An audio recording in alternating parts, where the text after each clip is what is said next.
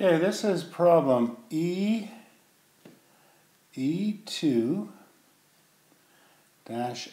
Now this is the one I handed out. It's about Whitnell Corporation.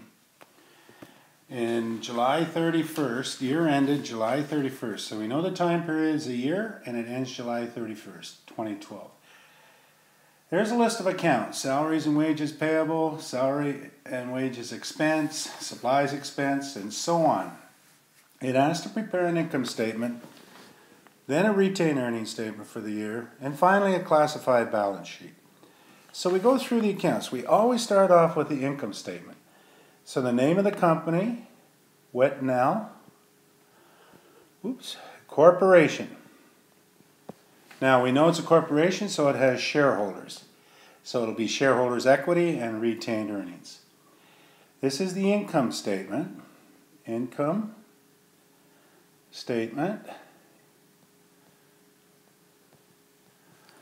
for the year ending, so we know it's for 12 months, ending July 31st, 2012. We start off with the income statement. Only two types of accounts: revenue and expenses. We start with revenue. Heading. Now we look to see they have, there's service revenue and there's rent revenue. So we have two of them. So we indent. We move in, list them: service revenue and rent revenue. Now imagine out here there are two columns, the outside column and the inside column. So we're going to add the two. We move to the inside column. Service revenue is $66,100 and rent revenue $8,500. So we total that. We say total revenue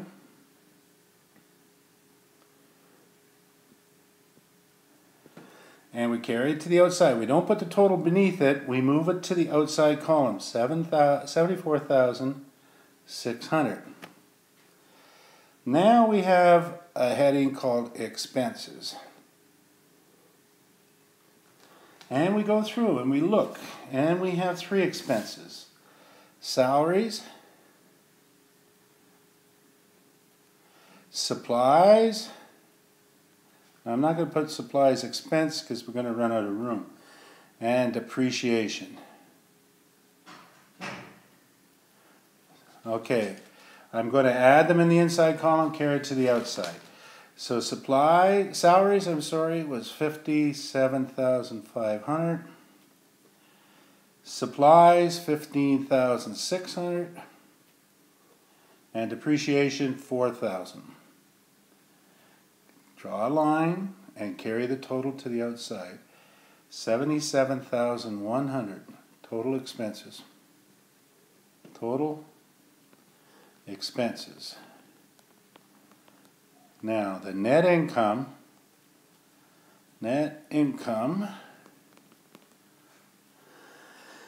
is, oh my goodness, we have a loss.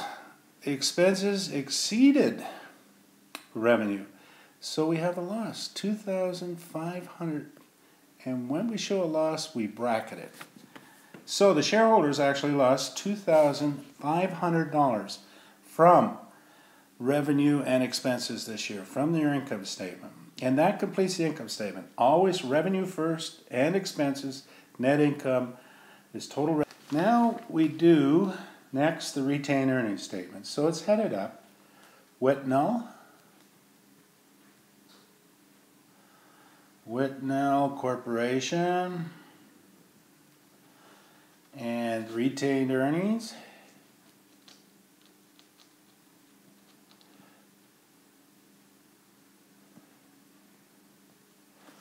Statement. Excuse the poor writing. For the year ended, same time period, July 31st,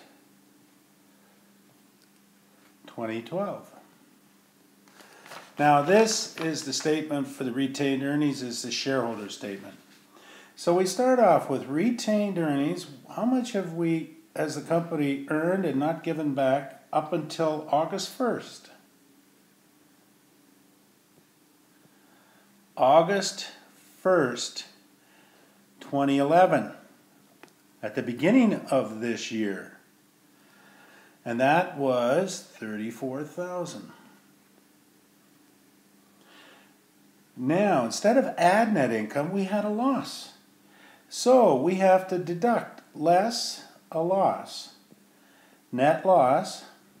Now this is different than we did in class. We had a profit. We added the profit. Net loss, $2,500. And we paid the shareholders dividends. So they give the shareholders back some dividends. Even though they had a loss this year, they still had retained earnings of $34,000 from years before. So they give a dividend out. So the shareholders' equity is going to go down by $6,500. And therefore, the retained earnings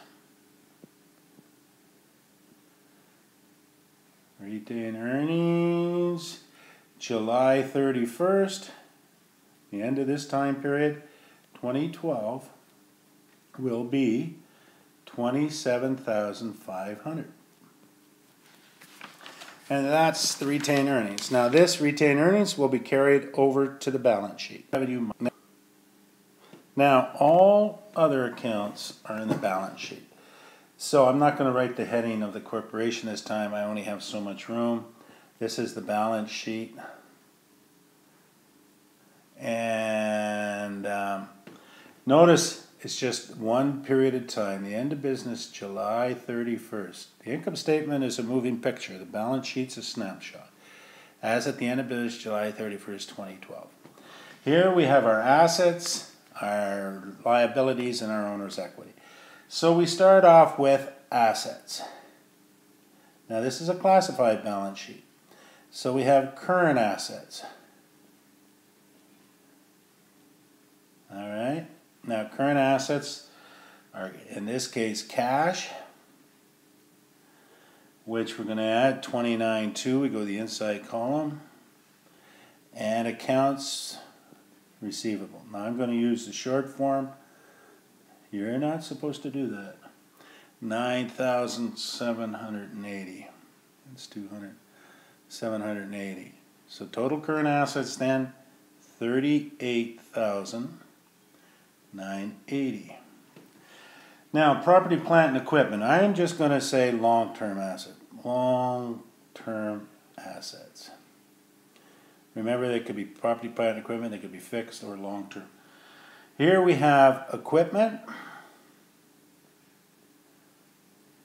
And what I paid for the equipment was $18,500 less accumulated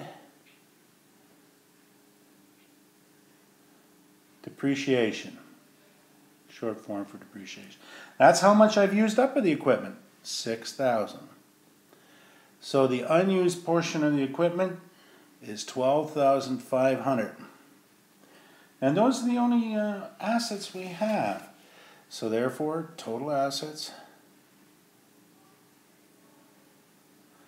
and you draw a line here, and the total assets are $51,480.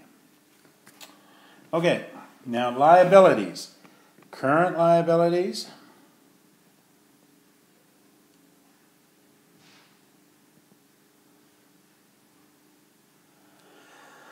And then we have accounts payable. We indent accounts payable. That's what I owe my suppliers, $4,100. Salaries payable. That's what I owe my employees, $2,080. So the total current liabilities, $6,180. Now I got long-term liabilities, long-term. And that's notes payable.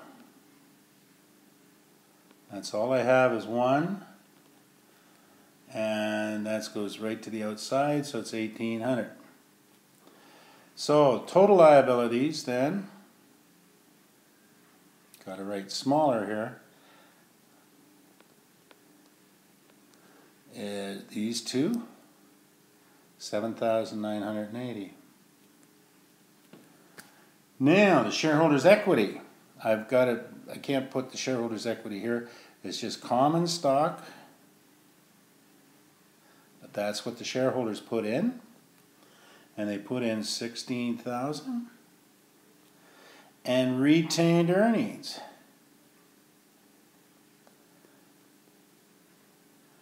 Remember from the other from the retained earnings statement, 27,500.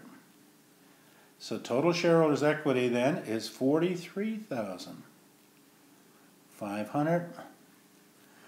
And I total this 7,980 plus this gives me the total liability shareholders' equity. I can't write it, I don't have enough room, but the total will be 51,480. That's why it's called a balance sheet. Assets, 51,480. Liabilities and owner's equity, 51,480. And that's it. That's what you would be asked to do. Something like that on the exam. Income statement, retained earning, balance sheet. Okay? So, hopefully you've done it on your own, or you can do it on your own. Minus total expenses.